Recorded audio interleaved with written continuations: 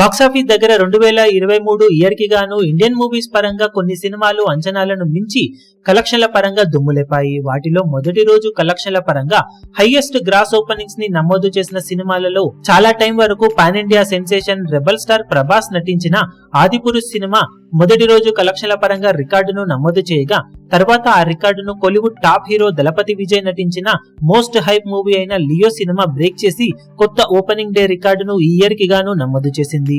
మొదటి రోజు ఆ సినిమా వరల్డ్ వైడ్ గా 146.15 కోట్ల రేంజ్ లో గ్రాస్ ఓపెనింగ్స్ ని నమోదు చేసి సంచలనం సృష్టించగా, ఈ సినిమా తర్వాత ఇండియన్ మూవీస్ పరంగా భారీ హైప్ తో వచ్చిన టైగర్ 3 సినిమా కానీ, రీసెంట్ గా వచ్చిన యానిమల్ సినిమాలు కానీ బాక్సాఫీస్ దగ్గర లియో సినిమా రికార్డునైతే అందుకోలేకపోయాయి. ఇక ఈ ఇయర్ లో మిగిలిన టైంలో రిలీజ్ అయ్యే సినిమాలలో భారీ క్రేజ్ ను నమోదు చేసుకున్న సినిమాలలో షారుఖ్ ఖాన్ నటించిన డంకీ మూవీ, అలాగే pan India sensation rebel star నటించిన సలార్ సినిమాలు ముందు వరుసలో నిలుస్తాయి. కాబట్టి ఈ రెండు సినిమాలలో ఏదో ఒక cinema Leo cinema opening day రికార్డును బ్రేక్ చేస్తుందా లేదా అనేది ఆసక్తికరంగా మారింది.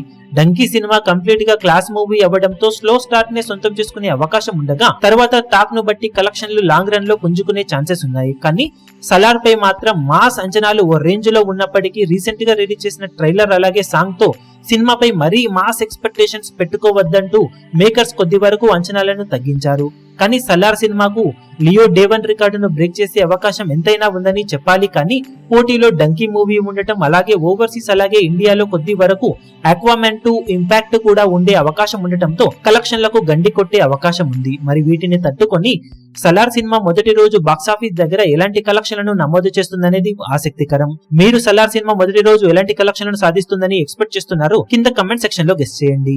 ఈ వీడియో మీకు నచ్చినట్లయితే లైక్ చేయండి, షేర్ చేయండి, ఛానల్ ను సబ్స్క్రైబ్ చేయడం మాత్రం మరవకండి. ఏ చిన్న అప్డేట్ ను మిస్ అవ్వకూడదు అనుకుంటే బెల్ ఐకాన్ ను ప్రెస్ చేయండి.